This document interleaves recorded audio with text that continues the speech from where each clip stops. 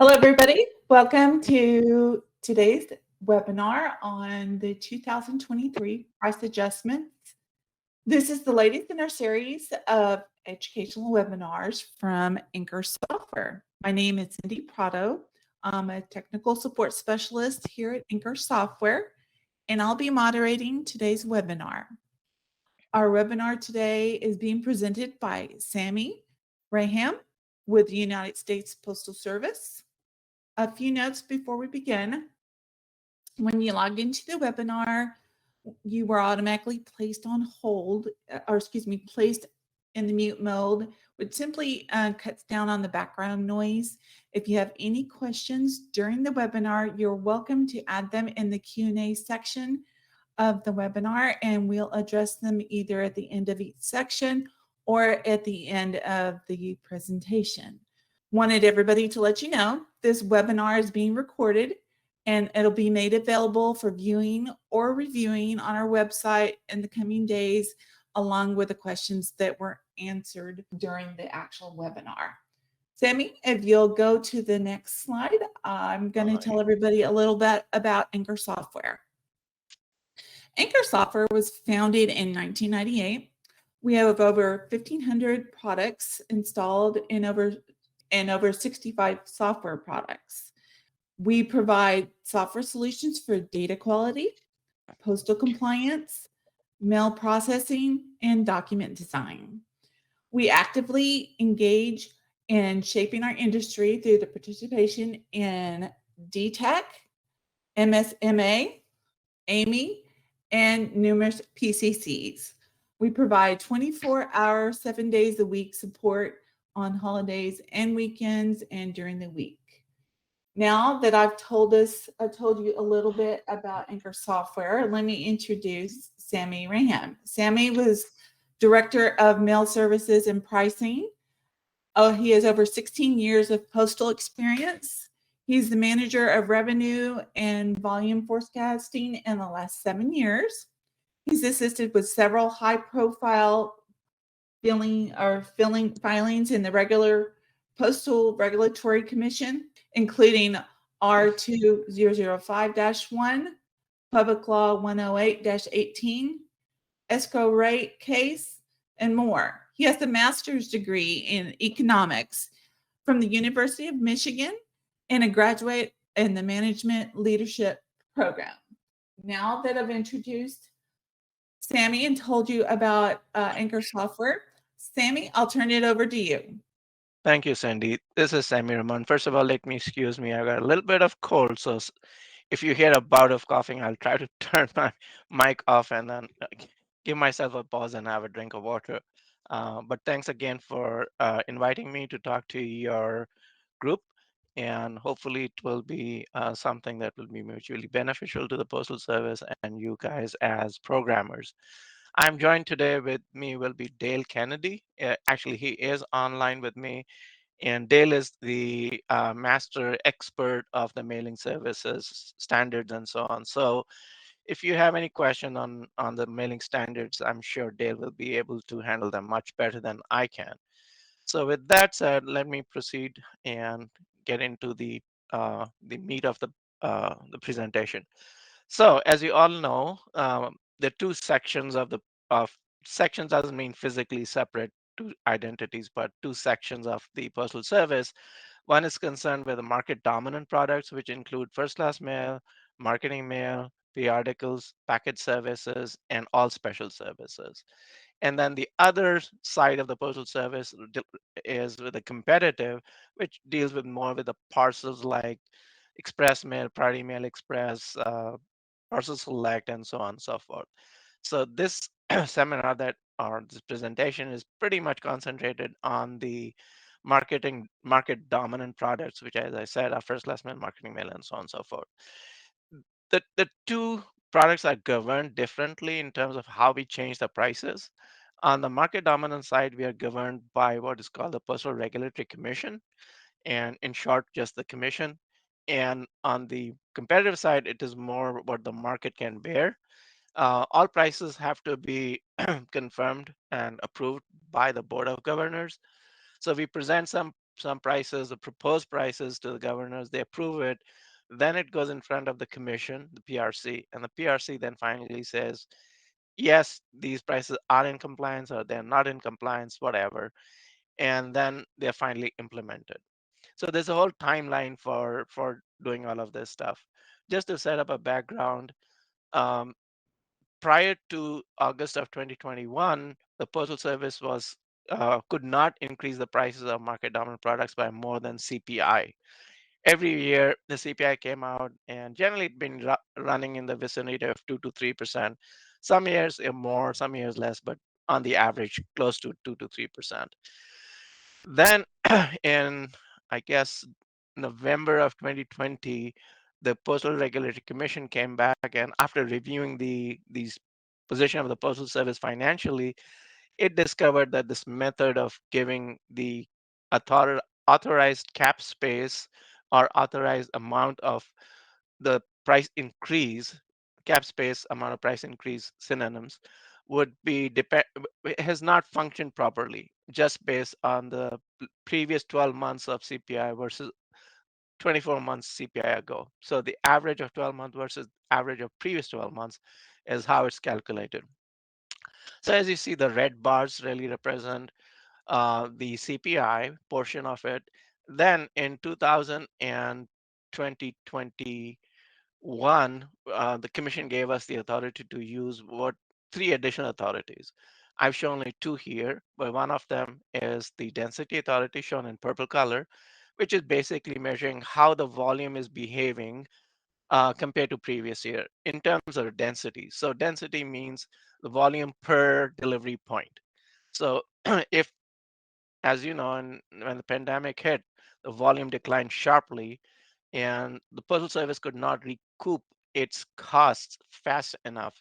The Commission recognized that prior to the COVID, and then of course gave us this authority that if the volume were to decline, like in a recession or something, more than previous years, then we would get this additional authority, which is called the density authority. Then on top of that, we also have the Postal Service, the unique federal agency that has to pre-fund all of its retiree health benefits. So they gave us some money to recoup those costs. And in August 2021, CPI was 1.2%. Then the density authority was 4.5%. This was a very large amount. And essentially it was because we are comparing the 2020 to 2019, and 19 had, pre-COVID, and 2020 had the COVID. Volume took a sharp decline, and hence the density the density, which is the volume per delivery point, declined sharply, and that's why we had this 4.5% additional authority. Excuse me. And then we had a small 1.1% of the retirement authority, giving us a total authority of 6.8%. So we implemented that first price change with the additional authority back in August 2021. Then in January of 2021, we decided not to forego the price change, and we did not have a price change in January 2021. Usually we have been having price changes in January each year. So because we got the authority late in the year, so we decided to use that in August rather than January. Then we said, okay, we forego the January 2022 price change and implemented another price change in 2022. Now things kind of reversed here.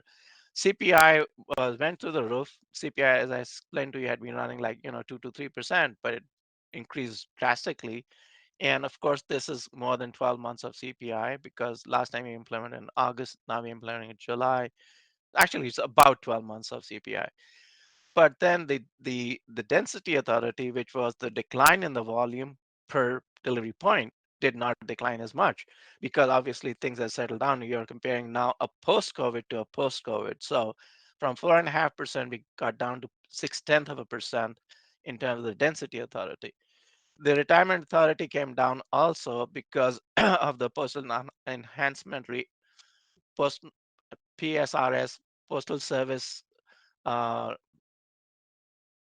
what is called Reform Act, and that basically took out the amount of liability, fairly significant amount of liability that the Postal Service had on its books to recoup all the future retiree health benefits. So that kind of declined from 1.1% to 0.8%, giving a total increase of 6.9% rate authority. Now, I said I'm showing only two additional. There's a third authority, which says that if the products, now, if the mail class, sorry, not the product, but the mail class. So mail class is first class mail, marketing mail, periodicals, packet services, and special services, the five mail classes. If any of the mail class itself is completely underwater, meaning that the revenue generated is less than the costs of that service of that mail class, then the postal service can have 2 additional% increase over and above the authority. So in case of the July 2022 price increase, for instance, uh, the periodicals, which have been underwater since a long time, 2003, I believe, was the first time, the last time that they were recovering their costs. So uh, then the periodicals and packet services, both those mail classes were underwater. So instead of 6.5%, sorry, they got 2 additional percent, so which would be 8.5%, only for those two mail classes. Now, if any product within a mail class, so product meaning this is a classification by the PRC, so first class single piece letters and cards together are treated as a product. First class flats is treated as a product, and first class Berkshire letters and cards is treated as a product. So if any of the product within a mail class that is not underwater, so first class mail is not underwater. However, first class mail flats themselves were underwater. That the new rule that the commission proposed is if any product within a mail class is underwater, then that mail product must get 2% more than the average, but the average still remains at 6.5% in this July 2022 example.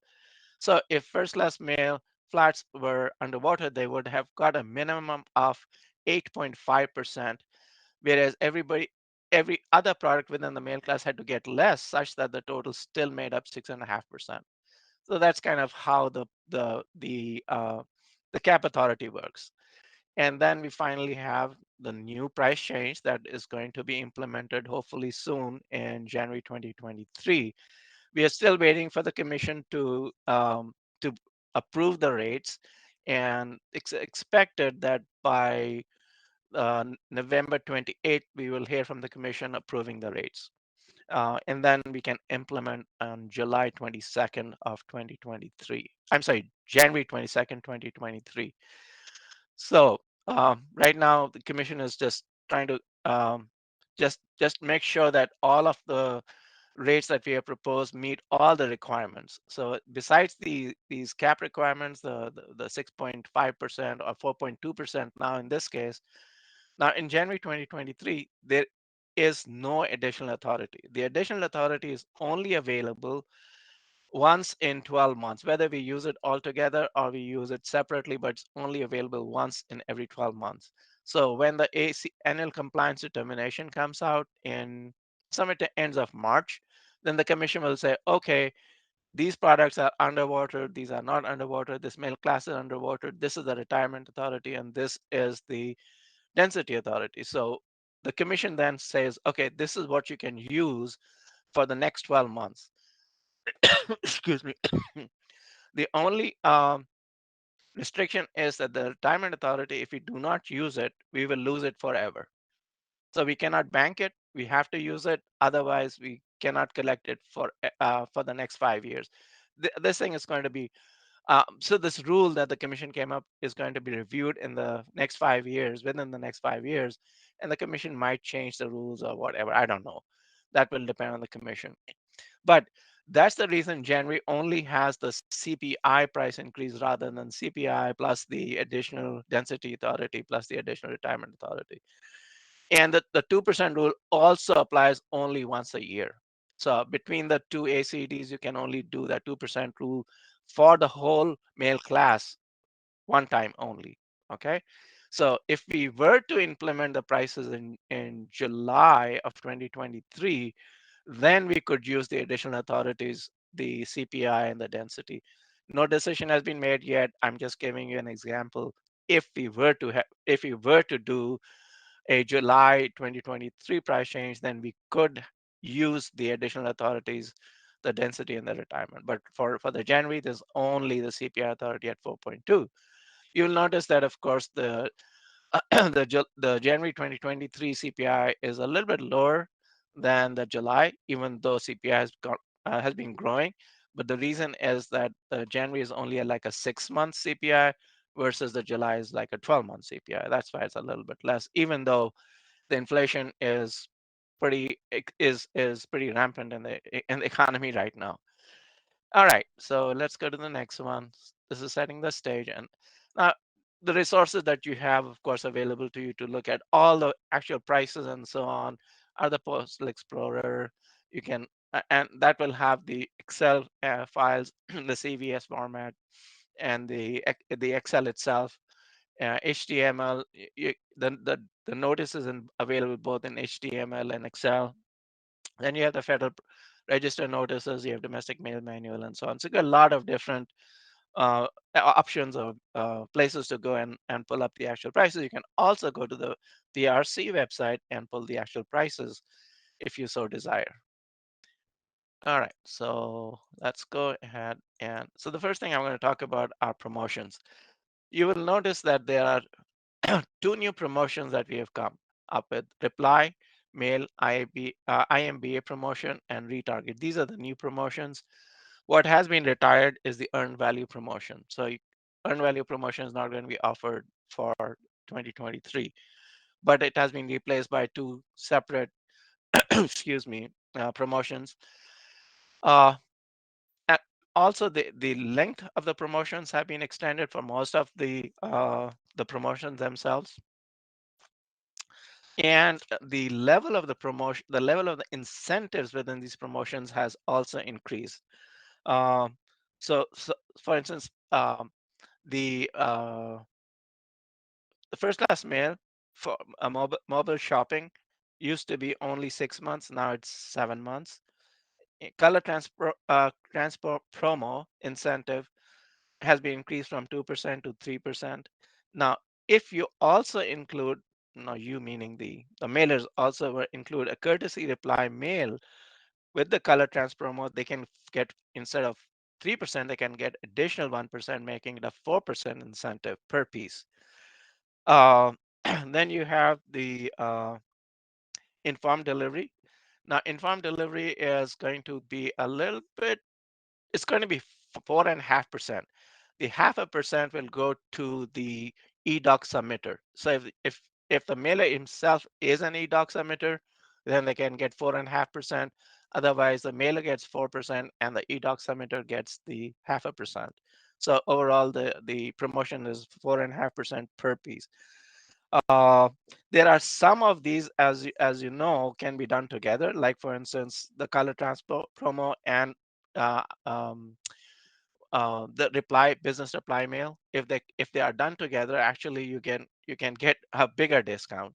Um, Now the reason that they can be done together is actually the rule says there's only one promotion at a time, but they're really two separate pieces. So the trans promo is going to be like a bill or a statement or some such thing that's going from a mailer to a user or to a customer. And then within that will be a reply mail envelope with the IMBA. And if there is an IMBA and it is sent back by the customer, then you can get a discount on that. So that really treated as two separate pieces. The outgoing piece from the mailer to the customer, and then the incoming piece from the customer to the postal service. So that's what, or to the customer, but they're two separate pieces. That's why there's a discount on both of them. And you can get more information on all these discounts using all these places that I mentioned earlier on. Okay, let's go further.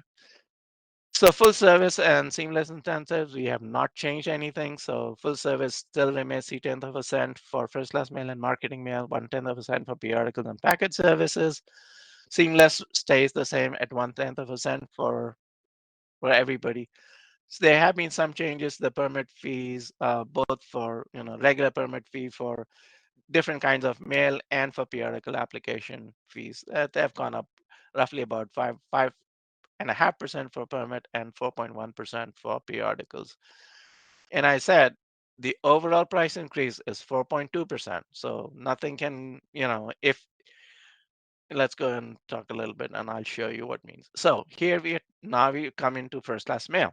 So we are going to go by class, and I'm going to discuss each class by itself. Excuse me. So first class mail, overall authority is 4.2%. We increased the stamp price from 60 cents to 63 cents, which is 5%. Now, as you notice that if we increase the stamp price by 5%, something has to be brought in less than 5% to 4 point, less than 4.2% to make the average 4.2%. So the meter price went up also by 3 cents, keeping the gap the same between the meter and the stamp. Single piece cards have gone up significantly because what they are doing is adding more value for the postal service. Single piece price have been significantly undervalued. At the 44 cent, they went up to 48 cents, which is a 9.1% price increase. Fairly large price increase, but it's to capture the value of the single piece cards. Note that single piece cards cannot exceed the large postcard dimension that the automation cards enjoy. The automation cards can be 6 by 9, not the single piece cards. Okay, so it's 9.1% price increase for single piece cards. The single piece flat price have gone up also, maintaining the twice the stamp price. So the stamp price was 60 cent. The single piece flat price was $1.20 for 1 ounce. And then from 63 to double that is $1.26, which is 5% price increase. The additional ounce has not changed. We have kept it at 24 cents. So whatever the additional ounce was, you just pay the additional ounce, same price last year as the proposed rates. The machinable surcharge has been jacked up by 1 cent. Now it's going to be covering their costs. That was the reason to increase them from 39 cents to 40 cents, because that's how much it costs for the postal service to process non-machinable letters. Pre-sort letters. Now you'll notice that the pre-sort letters have got a 3.4% increase. And again, as I said, if we give a larger increase to some, others have to get a smaller increase to make the average 4.2%. The excuse me. One thing I forgot to mention is that the flats were underwater in the ACR annual compliance determination that was issued last March, um, or this March actually, 2022 March. The commission determined that the flats in first class mail were underwater, but not covering their costs. So flats had to be given a much larger price increase than the 2% more than 4.2. So the minimum price increase for flats would have been 6.2%. And here you can see the pre-sorted cards got an 11 point, I'm sorry, pre-sorted flats got an 11.2% increase, and the single piece flats were only 5%. On the average, the two together would be a little over 5.2%, a little over that. Then finally, we come to the first class international outbound. This increase of 5 cents for the first class mail international outbound letters, which is 3.6%. The inbound letters are determined by UPU, and their expected price increase is about 6.1%, which the Postal Service cannot do anything about. Now let's move a little more into the meat of the first class mail. The non-automation letter rates. I think 2 years ago, we had set the non-automation letter rate equal to the automation letter rate. So we changed that and made sure that there's a bigger discount now. So the discount from automation ADC to automation mix AD. So let me go first to the non-automation machinable ADC to automation ADC. As you can see, that used to be 2/10 of a cent. Now it's gone to 6/10 of a cent. So you for every 1,000 pieces that you get for AADC automation, you can get $4 more of savings. And similarly, there are $4 more of saving from mixed AADC to AADC automation, AADC non-automation to automation. So we have increased the automation discount. Essentially, that's the story here. The other thing that we have done is QBRM. I think that was done last time. The QBRM is now QBRM is non-weighted, so people can do not have to worry about the pieces coming back, whether there's 1 ounce, 2 ounce, or up to 3.5 ounces. They pay the same price. Before, they had to know that how many pieces are going to come at 1 ounce, how many are going to 2.2 ounces and 3 ounces and above, and there were separate codes for each one of them. So this has simplified the QBRM process and incentivized the use of QBRM with IMBA, automate uh, intelligent barcode for automation. Excuse me.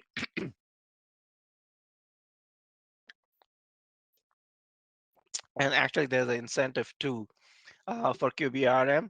If they use serialized IMBA, they get a 6% discount versus a 3% discount for a static IMB uh, code. All right, next one. So it's a little more of the same on the first class mail. So instead of just automation, non-automation, we're talking a little bit more on the uh, 5-digit automation. So 5-digit automation is the biggest gap that people look at. So between the 5-digit automation and the mixed AADC letter, we have kept the gap the same, 3.6 cents for both of them. That gap has been maintained. However, the gap from going from the meter to mixed AADC automation has increased from 5.5 cents to 6.9 cents. So you get to get $14 more for every 1,000 pieces that are sorted from, as opposed to a meter sorted down to a mixed AADC. So that should be a pretty good incentive to sort mail to at least mix AADC, and then you get another excuse me, you get another discount if you can go from AADC to 5-digit, which is the biggest product within first class mail letters. All right, going next.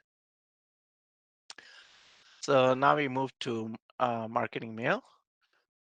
Marketing mail, we did introduce last year. What we did was we expanded the what was called the direct container discount has been renamed as delivery sort discount.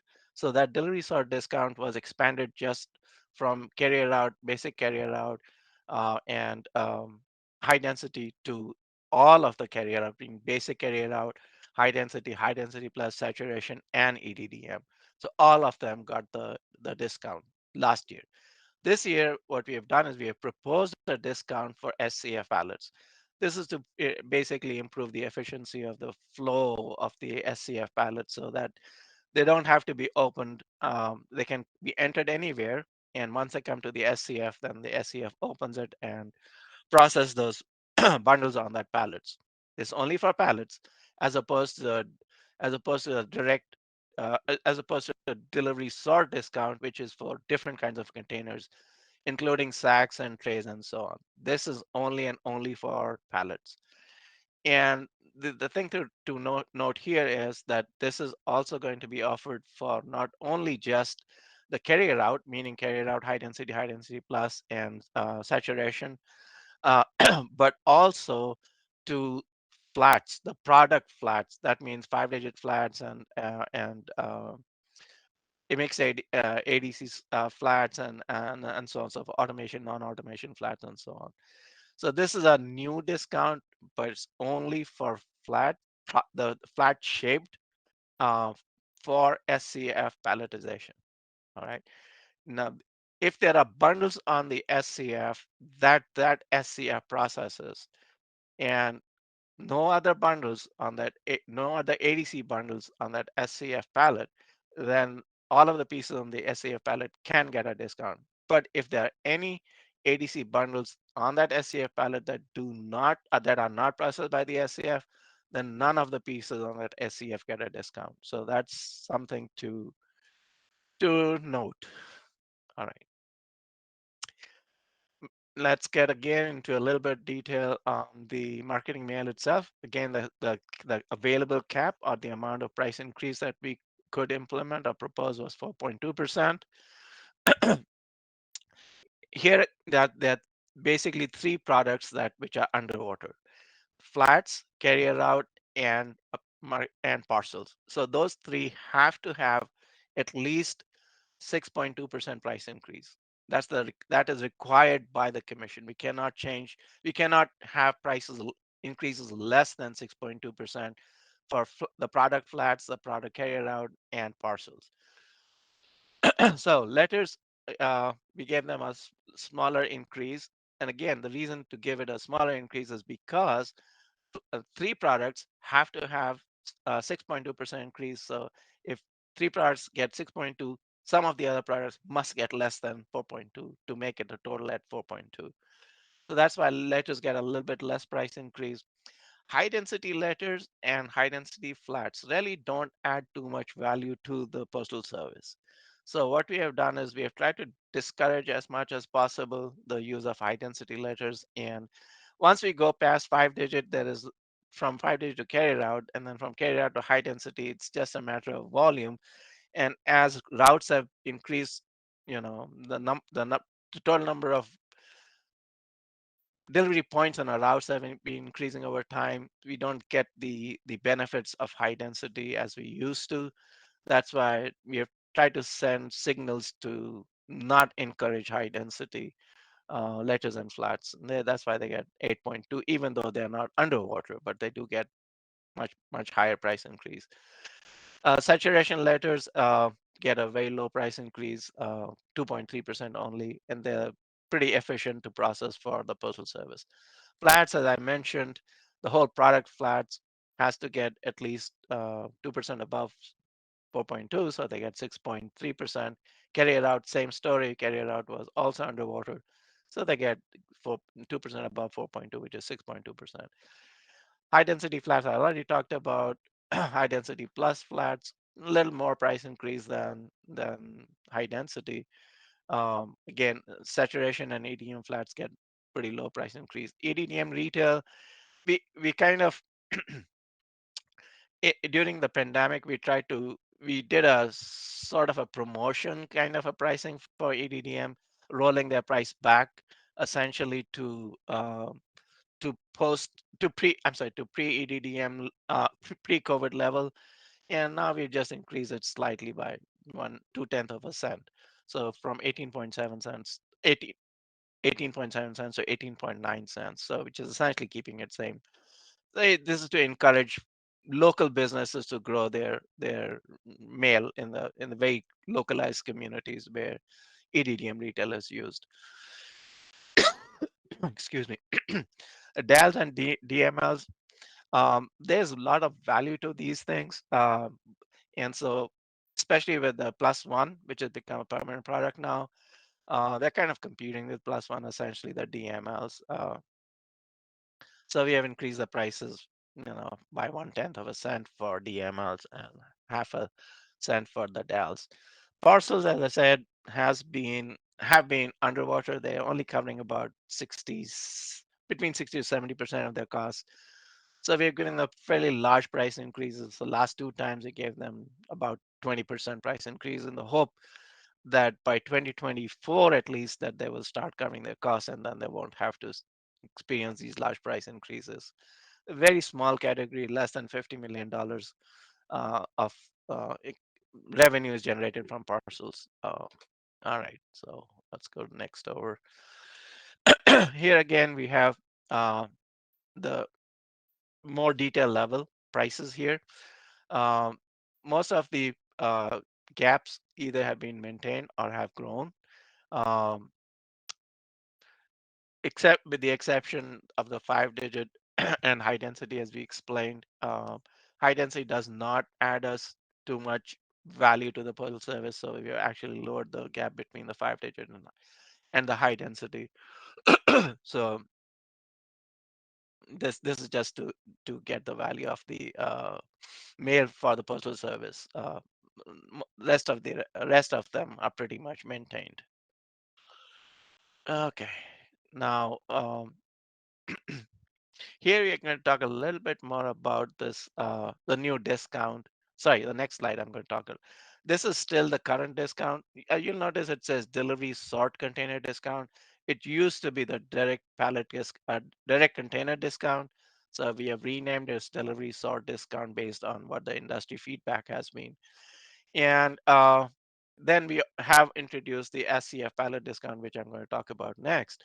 But here, as you can see, we have given a lot more incentive to use the delivery sort discount, $15 more for every 1,000 pieces to sort to a carrier route. So between the regular carrier route and the DSCF carrier route, we have increased the discount. So to get 15 more dollars, three more dollars for 1,000 for HDF for high density. Again, high density, as I said, is not as valuable to the postal service as carrier route. And then high density plus, again, is the same sort of story. Uh, what you will notice is that for saturation, excuse me, for saturation on the DSCF pallet uh, versus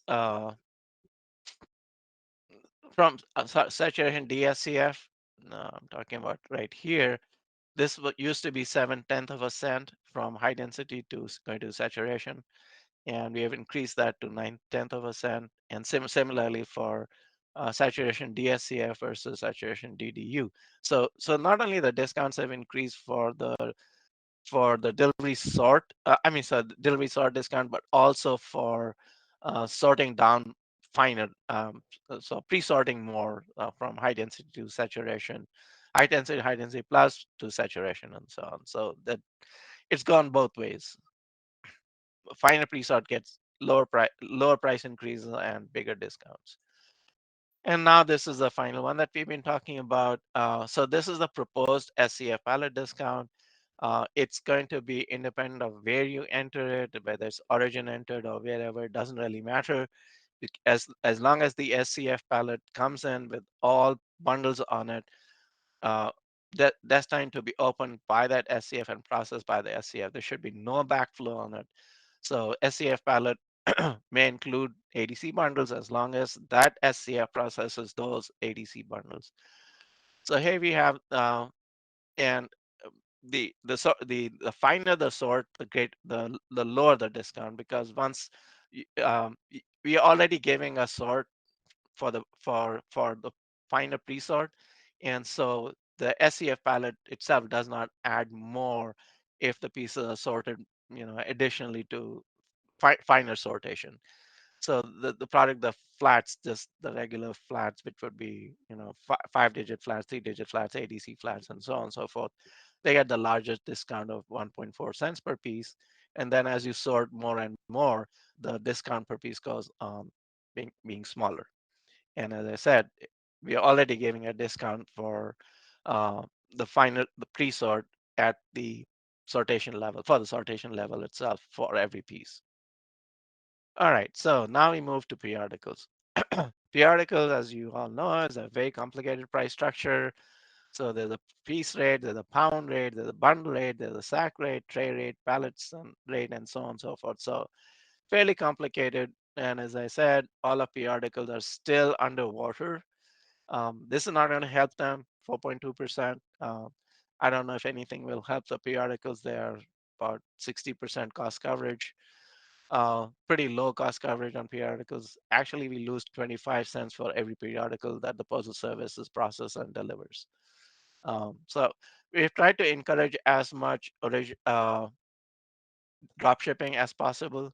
So giving higher rates to origin entry, higher increases to origin entry versus if they are entered closer to the final destination, 17.8% for Origin entered editorial pounds versus overall pound increase is only 2.2%. So again, trying to get um, more entry at the closer to the destination, as far away from origin as possible.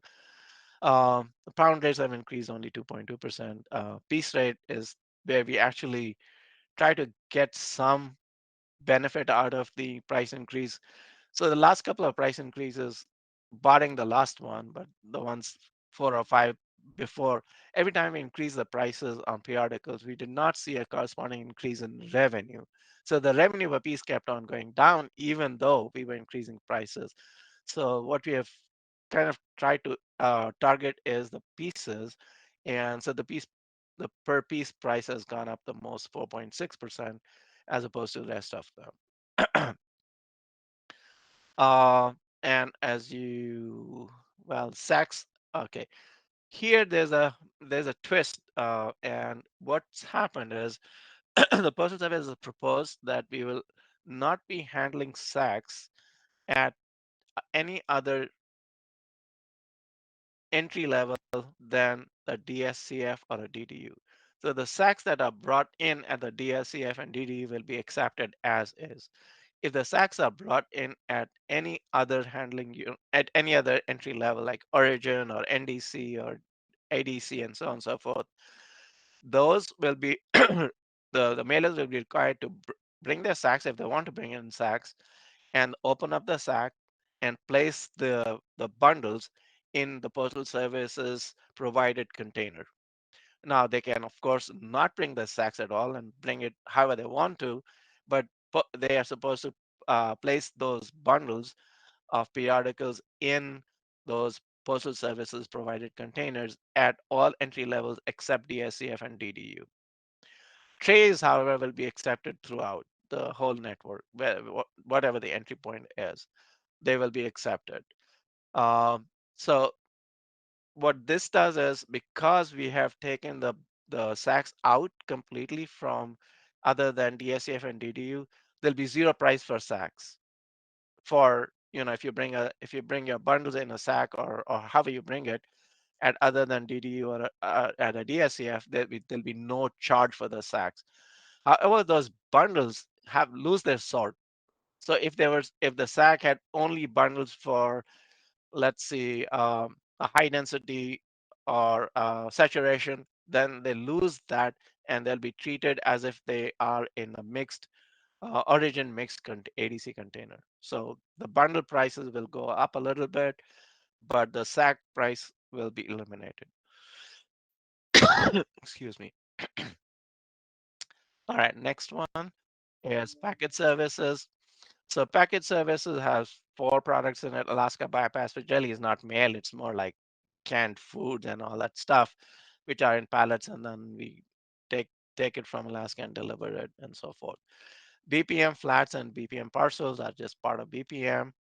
Uh, the heavy flats BPM becomes parcels, and then of course there's medium mail and library mail. Now BPM parcels have also been underwater, but the commission last year said you have to increase the BPM parcels by 2% more than the class average. That was a new thing they sprung on us, uh, and like an after the fact sort of thing. And so last time we had to scramble and jack up the price of BPM parcel by more than the class average. But then we had discussion with the PRC, and PRC finally said, oh yeah, they did not clarify that rule, and they withdrew that rule. So now we do not have to increase the BPM parcel by 2% above class average. So that's why they get 4.6%. Since they were underwater, that's why they get still the larger price increase. And this is more so to get them above water as soon as possible, even though media and library mail are far from covering their costs. BPM parcels are pretty close to covering their costs, but media mail and library mail are are pretty underwater. So we gave them, a little bit higher than the BPM parcels. BPM parcels got it more because the expectation that within next or two next either this one or next one, we should be able to get the BPM parcels from being underwater to a to a product which does contribute to the bottom line for the postal service.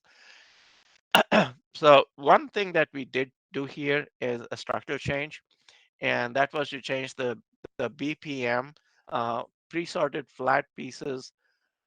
There was a pound price and a piece price. So what we have done is set all the pound prices equal for every entry level. So the discount is now only on the sortation level. I'm sorry, the discounts on the entry level for the pieces. The pounds doesn't matter whether they are entered at uh, origin or DDU, wherever, they get the same price. However, the piece price does vary by the entry level, and that was essentially we were sort of giving a double discount, because we were giving a discount to the pieces as well as to the pounds, whereas the cost coverage, or what is called uh, the pass through, which is actually the discount divided by the cost avoided, was did not take into account that there's a pound price and there's a piece price. All it did was just looked at the pound price. So we were giving a discount. We were over discounting them, essentially. So BPM flats, that's a structural change that we did for BPM flats this time. Next, and the last one is the special services. Special services has got lots and lots and lots of products within it. I've just listed some of the major ones. Um, Money orders were still underwater as of the ACR that was issued in March of 2022. So that's why they get a little bit higher price increase, 2.5% more than the 4.2%, 6.7, which was again, the 2% as required by the commission. Rest of them got pretty close to average price increases. There are a lot of other products within special services. Their price changes are just varies over the different products, and there are lots and lots of them. Just possibly can't go through every one of them. And with that, we come down to questions. I'm open to any questions that you have. If I can't answer them, I'm sure Dale will.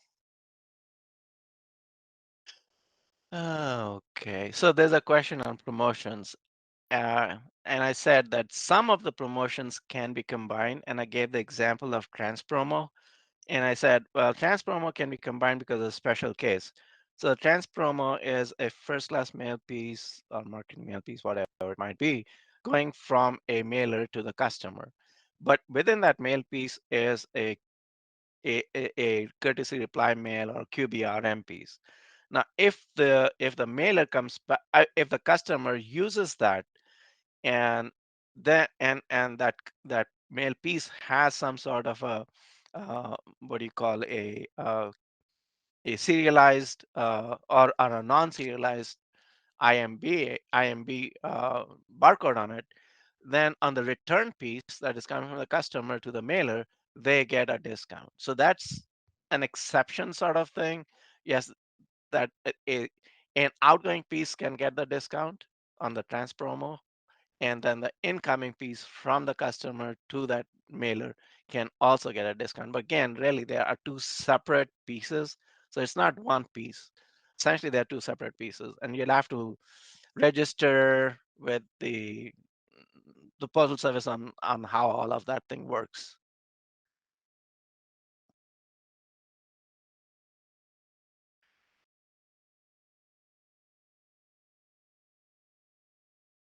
Okay, so what is allowed for multiple? I think I just explained that. Um, the ones that I really know about is a color trans promo, which has a courtesy or a QBRM piece included in it. So, but again, as I said, it really is. You cannot have, for instance, a um, what do you call? You cannot have informed delivery and mobile shopping in the same promotion. So on the same piece, on one single piece, there's only one promotion. So think of it that way. Any single piece that is being targeted for a promotion can have only one promotion. What is the exception in this case were the two separate pieces, although they are included in each other, but going out, that piece that has the color transpromo gets the promotion because it's registered for a color transpromo incentive.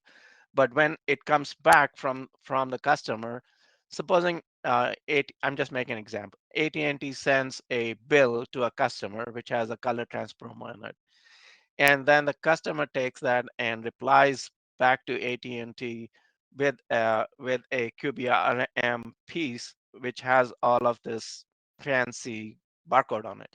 Then that piece that is coming back will also get the discount. But really, there are two separate pieces you can think of. It's not just one piece that's getting two discounts. It's two separate pieces that are getting a discount. All right. So in a sense, any given piece can only have one discount. The exception used to be earned value promotions, where the earned value promotion could be combined with others, but we have taken earned value promotions. They're no longer available. Earned value promotions have been taken off. So in a sense, you can say, or I can rephrase it and say that every single piece can only be allowed one promotion. The exception, as I said, in this case, is that single piece had another piece within it, and that piece is now coming back, which has a QBRM code on it, so that gets another discount. All right. What is allowed for Okay, so the next question is, when does the USPS plan on submitting the second price increase? I have no idea. That's something that the governors will have to discuss and decide. Um, as I said, this is just a hypothetical. As far as I'm concerned, I have no clue if the board will even approve a second price increase. I, you know, things will float. Uh, at this point, it's just premature for me to say if and when the new price increase will happen. I just gave an example. Like we had been increasing the prices in January every year, but now the last times we have seen that we have increased the price in July, in August and July. So if history is a presence of what's going to happen, then you can expect it, but there is nothing which says that we are going to implement, even though we gave the commission notice that we are going to do every, two price change a year, but we are not bound to it. We depends on how things change or how things work. I mean, the board may decide that, hey, one price change is enough, or no, we can go do with two price changes. It's just too premature for me to say if and when there'll be another price change, or will there be a price change in July of 2023.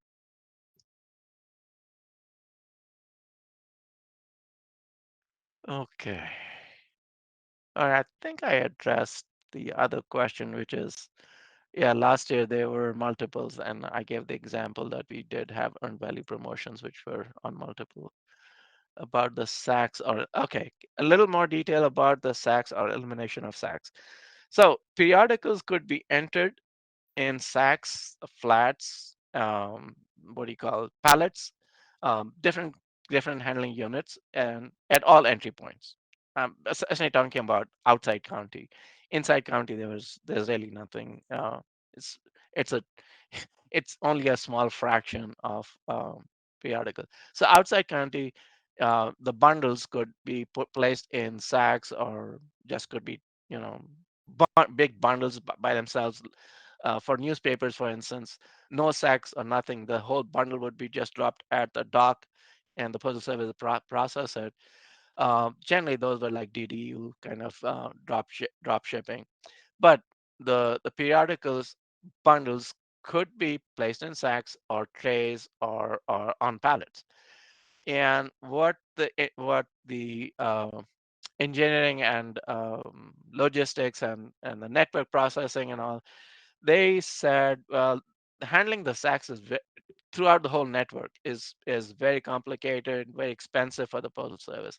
Not so much complicated, but expensive. So they have to be sorted in many different places and all that stuff, and take up a lot of expenditures for the postal service, and too many man hours, and so on and so forth. So So they said, okay, what we're going to do is say, okay, you can bring the sack in at the origin or NDC or DNDC or wherever it might be, except the only two exceptions which currently are available would be the DDU and the DSCF. So at any other entry point, you can bring in your bundles in sacks. All we're going to do is ask you to open that sack and place those bundles or whatever the content within that sack is in a hamper or a rolling tray or some kind of a container that is provided by the Postal Service.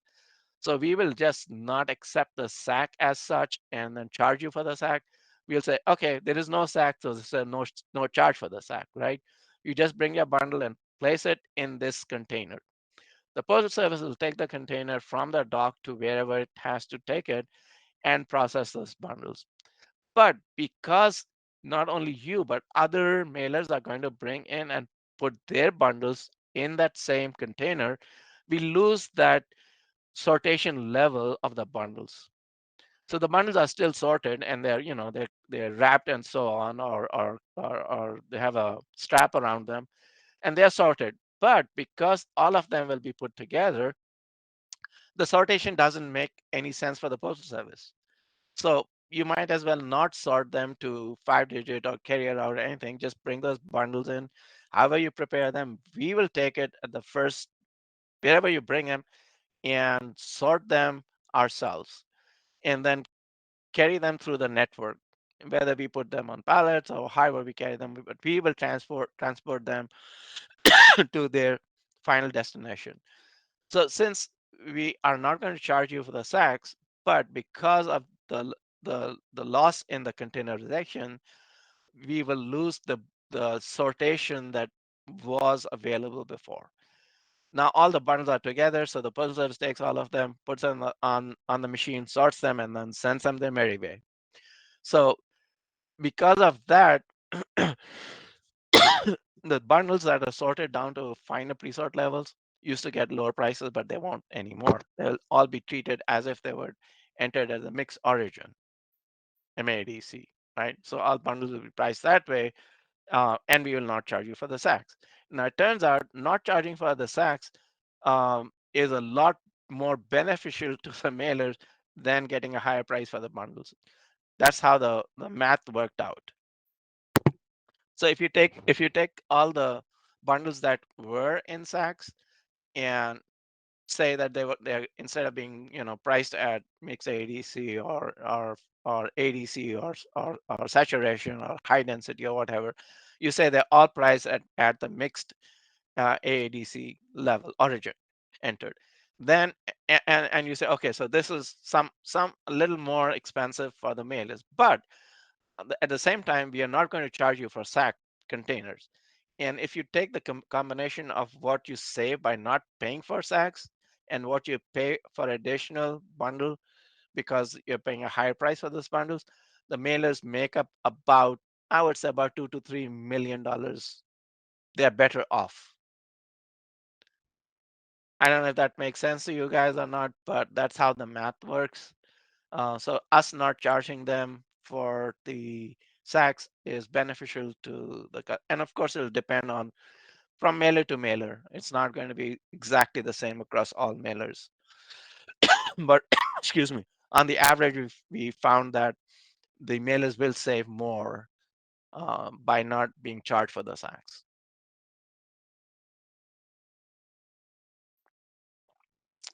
Does that explain? All right. Any other questions? Okay. So as a pre-sort product, we still have to allow to make sacks. As a pre-sort product, and we still have to allow users to make sacks. Well, as I said, yes, you can allow the mailers to make sacks. And remember, this is only for periodicals. It's not for, in terms of the price changes. For marketing mail and so on, the sacks, yeah, there's no price for sacks and there's no, sortation level for bundles and all that stuff. So that's a different story. This really pertains to excuse me, periodicals where we have a price for sacks, right? And we have a price for bundles. Everything else, I mean, marketing mail, there's no bundle price. There's a price per piece. So yeah, you can have your product owners pre-sort to whatever level, as long as they are not periodicals. If they are periodicals, then it would not. I mean, they can make the bundles which are not pre-sorted or are just sorted down to the mix AADC and save themselves some cost of sortation and not pay for the sacks. So there'll be a double whammy for them. So they'll be, they don't have to sort and then they don't get charged for sacks. Alternatively, they can put the bundles, and as a mail service provider, you can take those bundles and put them in a pallet and send them pallet. And so then they get to charge the pallet price, and they get to be charged whatever the appropriate bundle sortation level is. So it's not that we are forcing that you cannot have sacks. If you want, you can have sacks, except that sacks will not be entered at the origin or DNDC or NDC and so on, right? You could alternately have flats and produce the same bundles in flat tubs, right? So produce the same sortation level in flat tubs rather than sacks.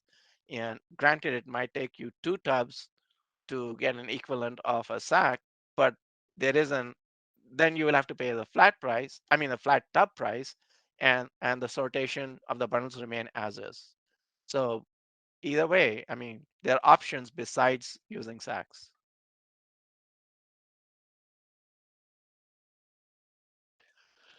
Okay. Anything else? So there's a question about uh, marketing mail sacks, please. Um, Dale, do you want to take this one on if you're still on?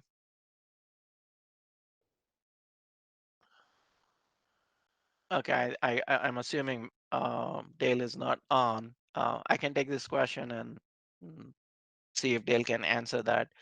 But as I said, marketing mail, there's no price for sacks, there's no price for bundles. Marketing mail is a straight off per piece price, or piece and pound price, depending on the type of mail it is.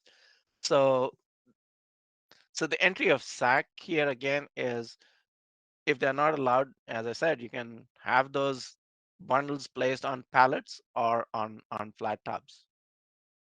Um, but there is no price for sacks and no price for bundle sortation in marketing mail.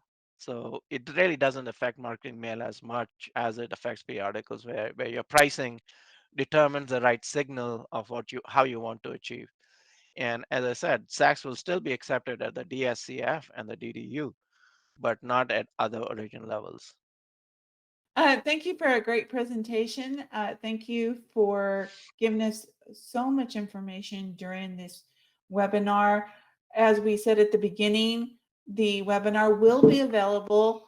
We will email all the attendees uh, and give them a copy of the questions and the answers. And if you have anything else that you would like to address, please visit our website at www.anchorcomputersoftware.com. And again, thank you, Samie, and also thank you, Dale, for a great presentation. And You are thank you, very everybody, welcome. for attending today. Thank you all. Goodbye.